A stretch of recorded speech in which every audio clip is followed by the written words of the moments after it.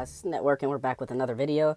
And it's been a while for us doing videos because we don't want to oversaturate you guys with information and give you information that's pretty much useless. We've been seeing a lot of YouTubers do stuff like that, and technically we're not even YouTubers, so we don't really worry about constantly putting out content unless the content is viable or useful for the people across our network. So that's the reason why we take a little break from YouTube at times, but we have a lot of new information to present, guys, so we're going to make videos when the information is relevant. We don't like to just take away your energy and just try to give you content day to day just based off of nothing. A lot of YouTubers do that, and we're not going to support that culture. So let's get into the video. Today we're talking about how to do CPN public records 2024 method. This is the network, and this is educational purposes only. So what are public records? So even before we get into this, guys, this video isn't going to teach you how to do public records in its entirety. Public records are a very, it's a checkered process. So it takes a lot of different sources to make up a credit profile's public records to make it look realistic, because you have to think about public records. They're documents or pieces of information that are not considered confidential and generally pertain to the conduct of government.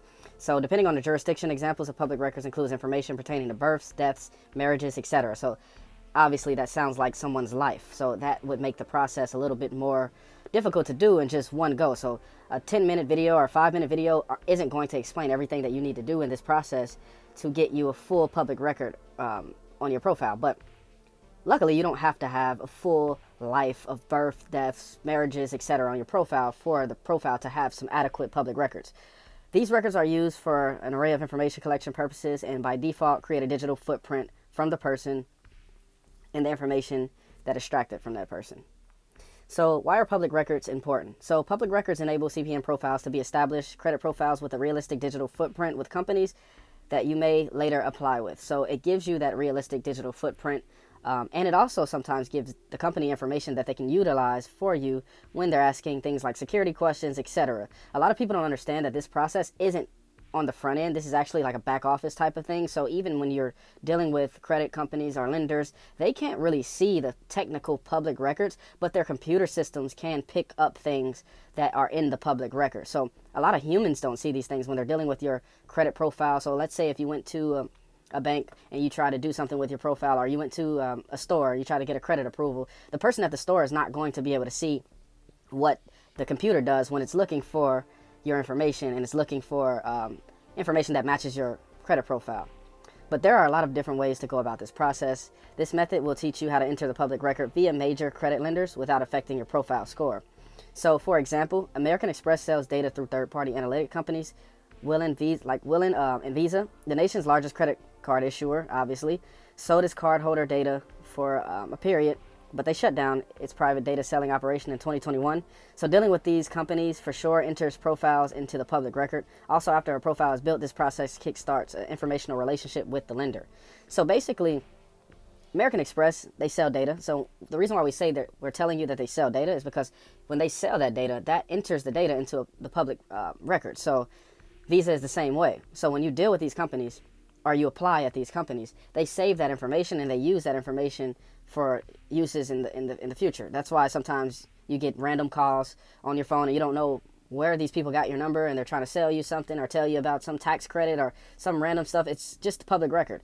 Some companies sell information, and that enables the public to be able to, the public sector to be able to look and see your information and then use your information for different purposes, marketing purposes, like we said, security checks when you're going through a security check, when you're applying for credit. So things like that. So that's why we're going to focus on these lenders, and we're going to go through their pre-approval links, and we're going to apply with those. So we'll go on to, so we can talk about that. How to increase public records on a CPN. So create an email that's going to be associated with your CPN profile, preferably an email with the first and last name of your profile. Always use this email for everything that you do in association with the profile. Also, always apply to these websites with the same information every time to ensure the profiles sync up in the public record.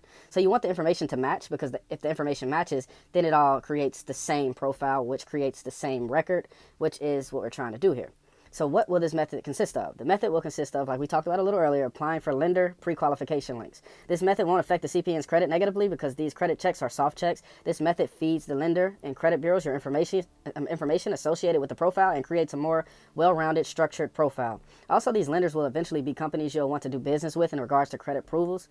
So it's always good to get a kickstart with providing them with your information. So what to type into the pre-approval links. So this is just general information to use in your applications, and that would be the job could be an engineer, pay $80K annually, you own a home and you've lived there over 5 years, and your rent is $0 because obviously you own the home.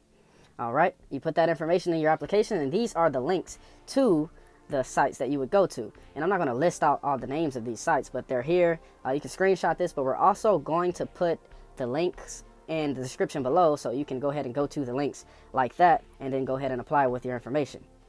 These links to the sites will be below in the description like we discussed, and these are just some screenshots of the different, like the way it would look when you get on the site, so you don't get confused when you get on there, but they'll take you directly here, so you don't have to worry about that.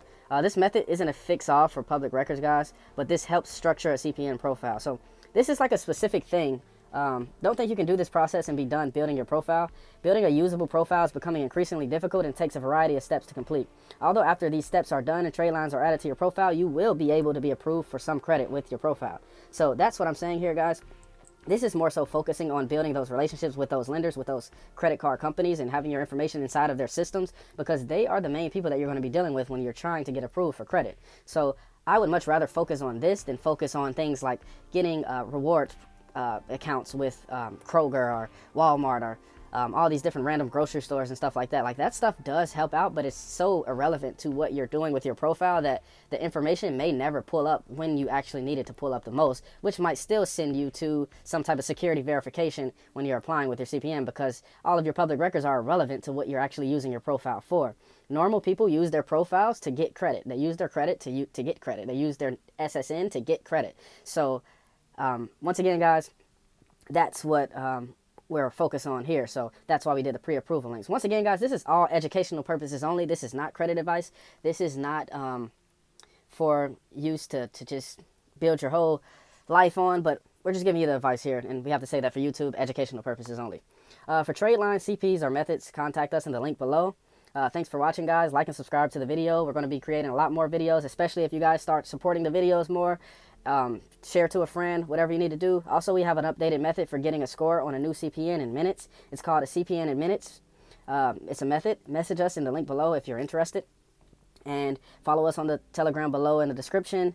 Guys, the CPN in minutes method is the new wave. This is going to be a lot quicker than any other method that we ever had before. It is a little bit more steps for you guys, but it's going to teach you how to be self-sufficient, and it's going to be something that you definitely want to invest in so you can be more efficient in your process of creating your profiles and then going ahead and making a profit or doing whatever you were doing when you got into this type of stuff. So once again, it's the network. We're back with another video, and we'll see you guys soon. We're out.